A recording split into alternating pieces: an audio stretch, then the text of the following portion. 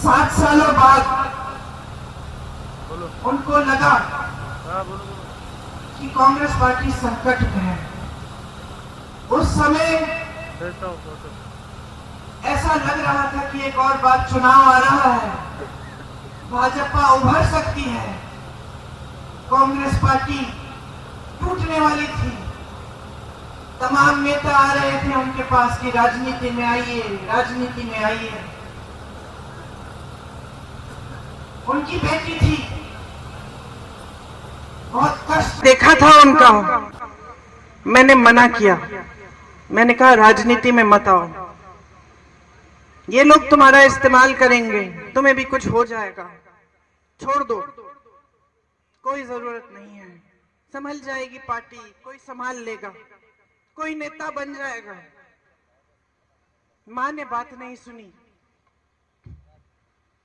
मुझे कहा कि ये जो चित्र है तुम्हारे पिता का, जो मेरे कमरे में दीवार पे लटका है, इसको मैं नहीं देख पाऊंगी। अगर आज मैं मुंह मोड़ लूंगी, पार्टी के लिए आगे नहीं बढ़ूंगी, तो मैं इनको क्या जवाब दूंगी, मैं अपने आप को क्या जवाब दूंगी।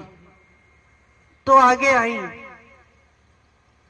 आई तो ये स्पष्ट था कि पहला चुनाव उन्हें अमेठी से ही लड़ना था।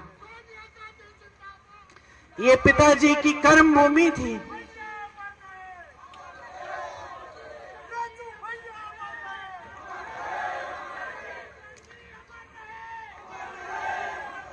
सच बताओ तो जब ये तय हुआ कि वो चुनाव लड़ेंगी अमेठी से, तो एक शाम को उन्होंने मुझसे कहा,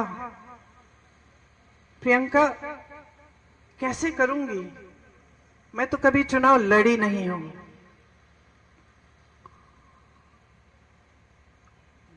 पलक नहीं झपकाई मैंने कहा मां, ये चुनाव मैं आपको लड़के दूंगी, आप आओ मत अमेठी, मैं अमेठी को संभालूंगी।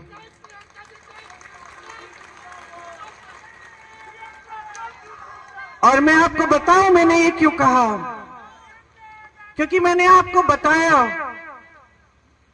कि जब मेरे पिताजी शहीद हुए तो मैं नाराज थी, दुखी थी। मुझे ऐसा लगता था कि कोई मेरा दुख नहीं समझ सकता। लेकिन फिर कुछ हुआ। उनके अंतिम संस्कारों के बाद हम अस्थि विसर्जन के लिए इलाहाबाद आए, ट्रेन से आए। वो ट्रेन यहां अमेठी और रायबरेली से गुजरी। मैं बहुत दुखी थी, ट्रेन में बैठी थी, रात हो गई थी। ट्रेन यहां के स्टेशन पे रुकी। मुझे आज तक वो क्षण याद है। मैंने खिड़की से बाहर देखा और मैंने देखा कि ये तो बहुत लोग मेरी तरह रो रहे हैं, फूट फूट के रो रहे हैं। तो मुझे यह एहसास हुआ कि जो दुख मुझे महसूस हो रहा है वो तो यहाँ की जनता को भी महसूस हो रहा है। यहाँ के जो कार्यकर्ता थे, जो सारे इंतजार कर रहे थे बीच रात में कि राजीव जी को एक अंतिम बार देखेंगे, उनकी अस्थियों को देखेंगे, श्रद्धांजलि देंगे, उन सब के दिलों में वही दुख था जो मेरे दिल में था। आपने मेरे दुख के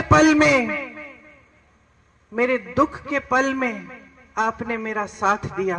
मैं समझी कि मैं अकेली नहीं हूं इस दुनिया में, कि सिर्फ मुझे दुख नहीं हो रहा है, मेरे परिवार को दुख नहीं हो रहा है, सिर्फ मेरी मां टूटी नहीं है, मेरे भाई नहीं टूटे हैं, लेकिन अमेठी की जनता मेरे साथ रो रही है, क्योंकि उनका भी भाई, उनका बेटा चले गया।